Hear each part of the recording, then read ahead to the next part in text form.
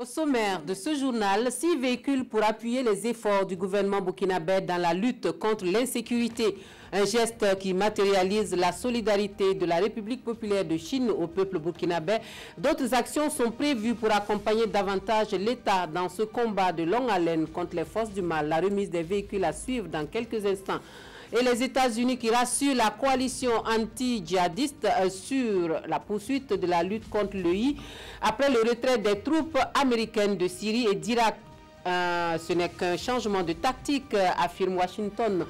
Donald Trump estime la reprise de 100% du califat pour très bientôt. Bonjour, merci de nous rejoindre pour le point complet des informations de la mi-journée. Un très bon appétit à vous qui êtes à table. Nous ouvrons ce journal par le soutien des orpailleurs aux réfugiés du site de Barsalgo.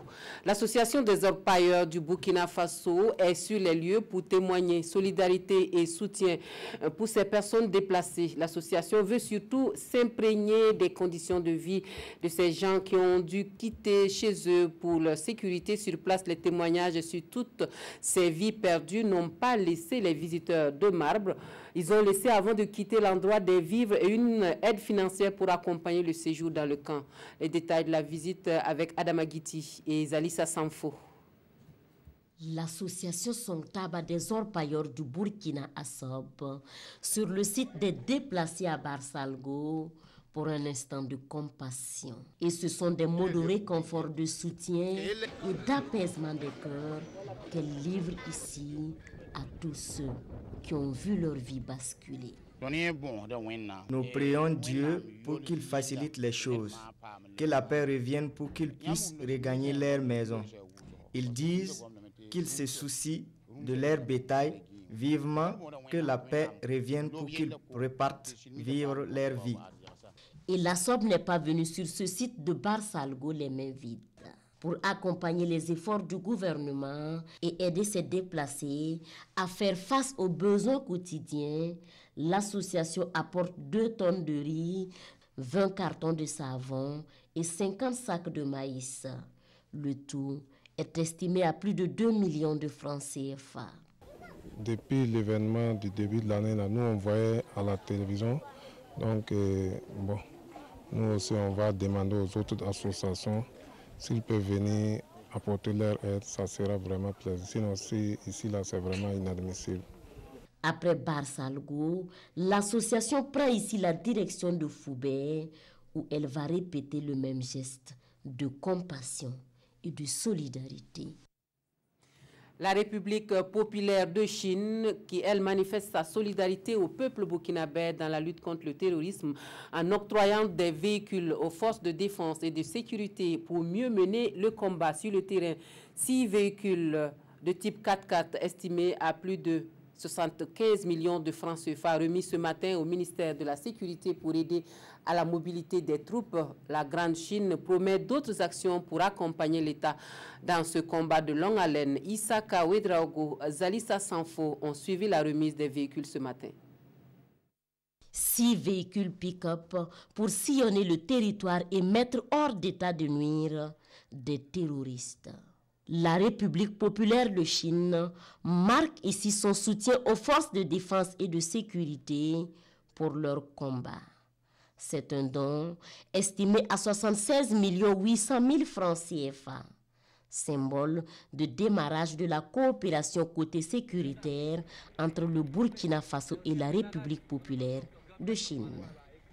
On partage toujours la même valeur. Toujours vivre ensemble dans une situation paisible et prospérité et toujours favorable à la vie quotidienne des peuples. Et puis, je pense que ça, nous, la Chine, va apporter notre contribution pour faire des progrès dans le domaine de sécurité publique. Ici, ça c'est un petit geste. Si on peut dire, c'est un geste de solidarité. Et pour le ministre, grâce au soutien des uns et des autres et à la détermination des forces de défense et de sécurité, le terrorisme deviendra un lointain souvenir. La lutte antiterroriste est un combat permanent, quotidien. Le plus important, c'est que nous sommes sûrs où nous allons et nous sommes sûrs de vaincre. Et pour vaincre, pas de temps à perdre. Aussitôt, les clés sont remises à la Direction générale de la police pour un usage immédiat. Autre point de l'actualité, on parle accès à l'eau et le comité de pilotage du programme national pour la gestion intégrée des ressources en eau et ses partenaires qui font le point de l'exécution du programme. La session annuelle va examiner l'état de mise en œuvre des recommandations des précédentes sessions pour mieux assurer l'accès de l'eau pour tous et aussi sa meilleure gestion pour les futures générations. Yacouba Gamene, Maxime Zongo. L'eau, c'est la vie et assurer son accès à tous, un défi à relever. Et pour y arriver, l'État a mis en place le programme national pour la gestion intégrée des ressources en eau, PNGIR. Pour une meilleure orientation et un encadrement efficient des activités, des sessions annuelles sont programmées. Cette première session, c'est une session statutaire. Et son objectif est d'apprécier la mise en œuvre du programme de travail, du plan de travail annuel 2018 de ce programme, d'analyser un peu les performances, de tirer certainement des faiblesses pour une meilleure orientation en vue de la mise en œuvre du PTB 2019 aussi, dont l'adoption est aussi inscrite à l'ordre du jour. Une gestion intégrée donc des ressources en eau comme voie de résolution des questions liées à cette denrée précieuse, c'est le choix de l'État qui a adopté depuis 2 décennies le PNGIR. Concrètement, il s'agit de faire en sorte que l'eau puisse être gérée de manière efficiente, de manière équilibrée et que l'ensemble des acteurs puissent avoir en tout cas le minimum d'eau pour satisfaire leurs besoins. La présente session permettra ainsi d'examiner l'état de la mise en œuvre des recommandations des sessions précédentes, l'adoption du bilan physique et financier, mais aussi d'analyser bien d'autres informations pouvant permettre de consolider les acquis. En santé, les spécialistes en orthopédie veulent jouer pleinement leur partition dans l'amélioration de la santé des populations. La Société burkinabé de chirurgie orthopédique et traumatologique fait de la préoccupation le point majeur de son 13e congrès à Bobo-Dioulasso. La Sobukot a à ses côtés la Société africaine d'orthopédie qui apporte sa contribution à la réflexion. Biti Bienaon, Moussa Sano. Des spécialistes de la santé en conclave à Bobo-Dioulasso. Nous sommes au 3e congrès de la Sobukot, la Société burkinabé de chirurgie orthopédique et traumatologique. Un congrès qui se veut aussi le 13e de la SAFO, la Société africaine d'orthopédie. Il s'agit d'un forum d'études, de recherche scientifique au cours duquel nous allons pouvoir faire des échanges entre nous, entre experts africains venus de tous les horizons du continent, pour partager entre nous nos expériences. Nous allons tisser des relations pour pouvoir former nos étudiants, parce que nous sommes nos étudiants qui sont en 2S, et ça facilitera les échanges entre nous, la sous-région africaine et les pays du Nord. Cette rencontre des experts va durer 3 jours. Au menu des exposés portant sur plusieurs thèmes, entre autres les accidents de travail, les infections compromettant la réussite des soins orthopédiques et la traumatologie dans le contexte du terrorisme. Ce sont des experts dans le domaine qui se réunissent et j'espère pour ma part qu'à l'issue de ces travaux, des résolutions seront prises pour nous, pour en tout cas l'amélioration de la qualité de la santé pour toute l'Afrique, mais aussi pour le Burkina entier. Cette rencontre est la toute première des experts en orthopédie à Bobo-Dioulasso. En marche, une exposition est organisée pour montrer certains résultats de la recherche. Le réseau Initiative Burkina se présente aux autorités en charge du commerce et au monde des affaires du Burkina Faso. C'est un réseau qui entend apporter sa part de contribution dans la création d'emplois et de richesses à travers l'octroi de prêts sans garantie et sans intérêt. La structure est un regroupement de 4 plateformes. Nous la découvrons dans cette séance de présentation avec Zalissa Sanfo. La plateforme Initiative du Centre-Est, celle des régions des Hauts-Bassins, du centre et du plateau central. 4 associations régionales à but non lucratif se donnent ici la main pour apporter efficacement leur contribution à l'essor socio-économique du Burkina.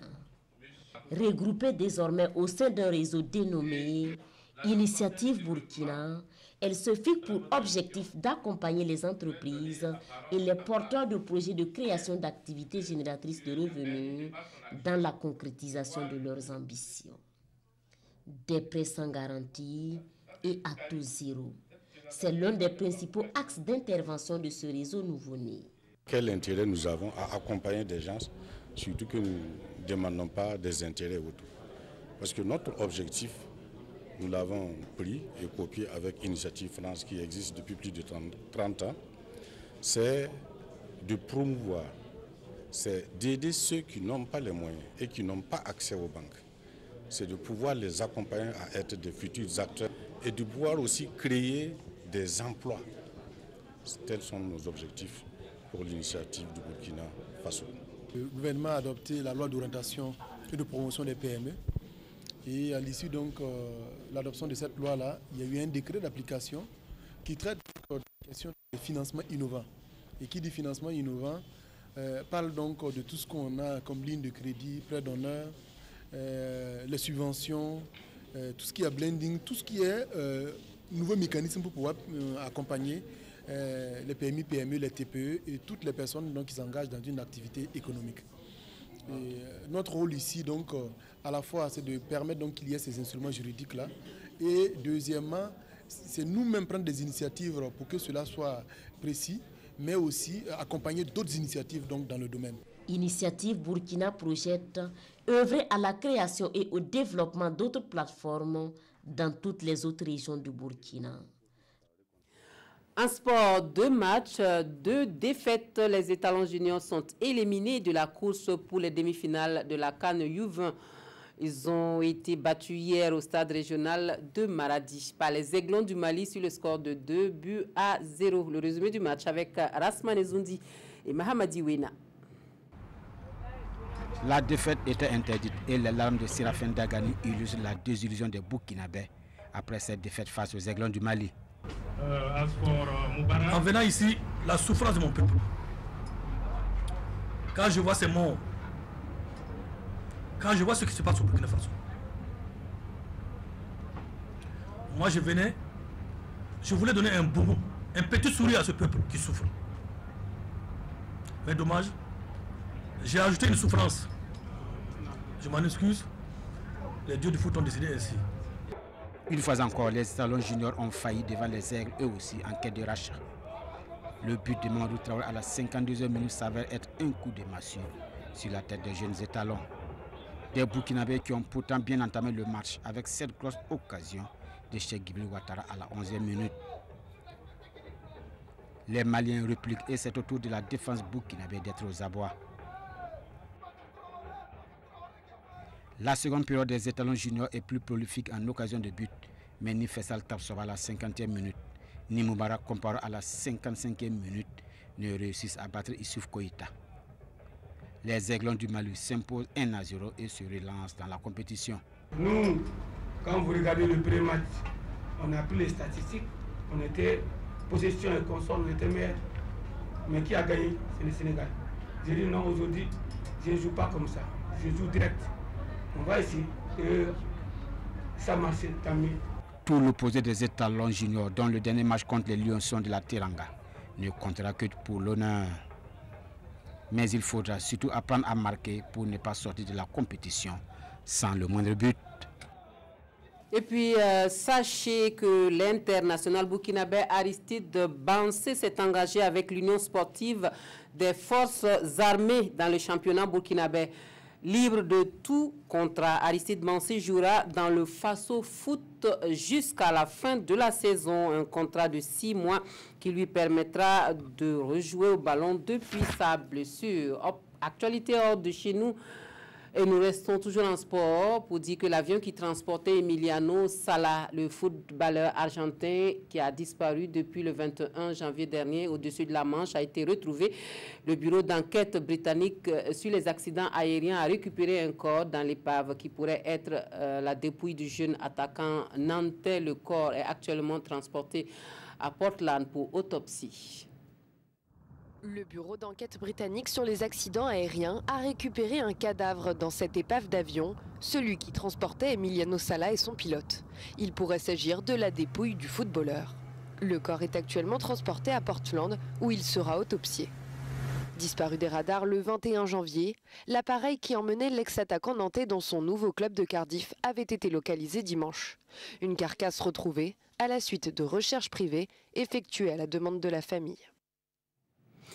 Donald Trump a indiqué, et cela lors d'une réunion avec la coalition anti-djihadiste, que les territoires encore détenus par le groupe EI en Syrie et en Irak sont tous sur le point d'être repris. Et par contre, sur la question du sort des combattants étrangers, le président américain est catégorique. C'est, selon lui, aux membres donc, de la coalition de reprendre leurs combattants et de les poursuivre dans leur pays d'origine.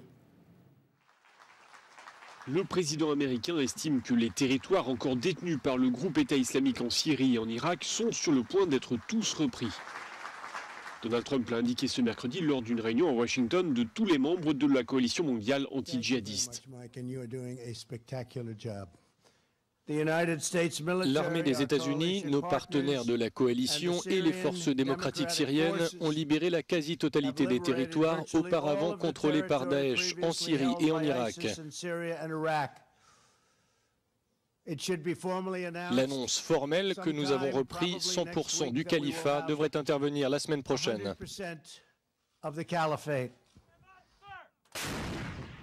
Donald Trump avait surpris tout le monde en décembre en annonçant le retrait des troupes américaines de Syrie. Le chef de la Maison-Blanche estimait alors avoir rempli la mission, à savoir éliminer le groupe État islamique. De nombreuses voix s'étaient élevées pour juger ce constat prématuré.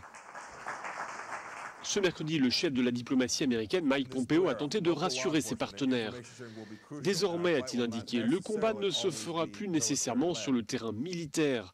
Ainsi, l'annonce par le président Trump du retrait des troupes américaines de Syrie ne signifie pas la fin de l'engagement américain. Nous allons continuer à nous battre à vos côtés. Fin de citation. Autre dossier débattu, la question du retour des djihadistes étrangers détenus en Syrie. La France souhaitait initialement que ces personnes soient jugées et incarcérées sur place. Pour les États-Unis, en revanche, il est clair que c'est aux membres de la coalition de reprendre leurs combattants et de les poursuivre dans leur pays d'origine. Et je porte à votre connaissance ce communiqué émanant de l'état-major général des armées. Le chef d'état-major général des armées porte à la connaissance du public burkinabé que dans la nuit du mercredi 6 au jeudi 7 février 2019, la brigade territoriale de gendarmerie de Kongoussi, province du BAM, région du centre-nord, a été la cible d'une attaque terroriste. Les assaillants avaient pour objectif de libérer un des auteurs de l'attaque de la brigade de gendarmerie de Bourzanga du 6 novembre 2017, appréhendé et gardé depuis le 1er janvier 2019 dans les locaux de la brigade territoriale de Kongoussi. Dans leur folie, les assaillants ont abattu 2 civils innocents de passage dans les environs de la brigade. Il s'agit de Madame Ouedraogo Antoinette, porteuse d'une grossesse presque à terme, originaire de Pouni, au secteur 6 de Kongoussi, et Monsieur Ouedraogo Basile. Le chef d'état-major général des armées présente ses sincères condoléances à la famille des victimes. Par ailleurs, il rappelle à l'attention de tous que ce contexte de lutte contre le terrorisme, qu'il est strictement interdit de s'aventurer à proximité des casernes et établissements militaires. Accord de paix en Centrafrique et la méningite au Burkina Faso, 2 sujets d'actualité commentés et analysés par les quotidiens burkinabés. La revue de presse avec Draman Guéni. Il y a épidémie de méningite à l'Est, nous informe l'Express du Faso. Le quotidien rapporte les propos du ministre de la Santé à l'issue du Conseil des ministres.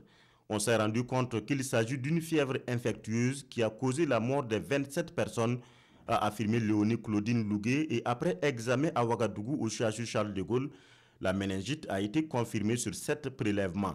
Méningite déclarée à Botou, une campagne de vaccination dès demain dans 3 localités de l'Est, indique Sidoya. Le journal de tous les Burkinabés précise que la campagne sera étendue aux communes de Diapaga et de Kankari et va débuter ce 8 février. Procès de putsch manqué du RSP, trouver les coupables de ces événements, mais n'en fabriquez pas, s'insurge le témoin Edi Kombouego à la barre. Des propos rapportés par le journal Le Quotidien qui indique que le président du Congrès pour la démocratie et le progrès a également maintenu n'avoir donné mandat à aucun cadre du parti pour soutenir le coup de force. Et d'où viennent les 15 millions dédits, s'interroge l'observateur Palga. À la barre, le président du CDP affirme « Il ne m'appartient pas de venir révéler les sources de financement de mon parti devant un tribunal ». Et le parquet de s'interroger si le financement est sain, il y a quelle honte à en parler. Signature de l'accord inter-centrafricain, la porte étroite de Bangui. Aujourd'hui, au Faso, dans son édito, évoque une petite farandole faite de jeux de manches et habillée de solennité pour accompagner la réalisation du 8e accord de paix entre le gouvernement centrafricain et les 14 groupes armés.